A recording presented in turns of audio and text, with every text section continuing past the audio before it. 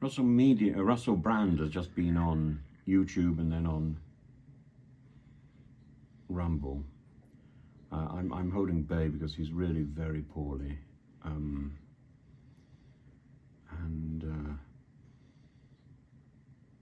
he seems to just want to be held. As for Russell Brand, he's going on about legacy media and about mainstream media, and I haven't listened to it all. I suppose he's going on about big pharmacy and all that. Well, there's a case to be made about the idea that he is, there you are, that he is being targeted because he's calling out things which are wrong. He is.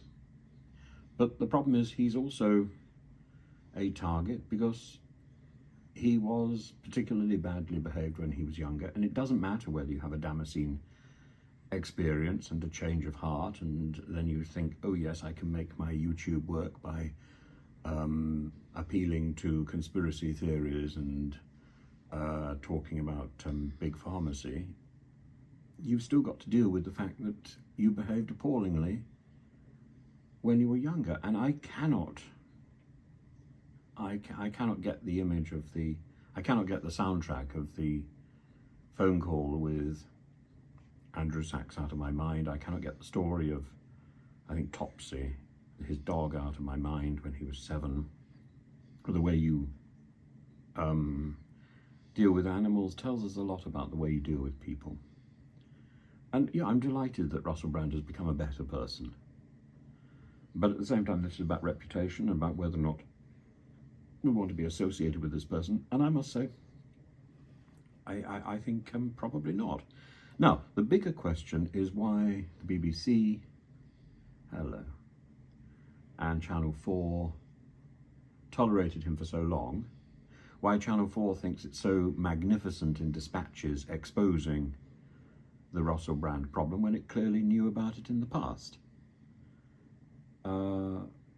It's convenient to expose Russell Brand as a villain now, alleged villain now, because the timing is right and because the elite systems want to hold somebody responsible for calling them out. Yeah. But it's those two things that have come together. It's not the one. It's not whose camp are you in. Are you in the camp which says that everybody, there's the big media and mainstream media and big pharmacy and so on are trying to martyr Russell Brand, or are you in the camp that says that Russell Brand has behaved appallingly to women?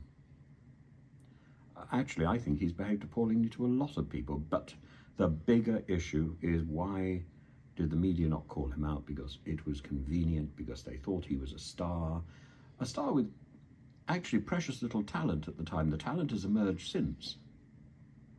But I don't see how the BBC and how Channel 4 can defend their inaction for so long. I think those channels have behaved appallingly. They have empowered somebody, but they've empowered many people who should not have been empowered. The same thing with other news channels. I don't understand how news channels, how newspapers have thought it right to enable people who clearly fell below what was acceptable. Would you have them in your front room? Would you have them in your sitting room or living room? No. No. And that's the bottom line. Anyway, do watch Russell Brand on Rumble if you have access for it.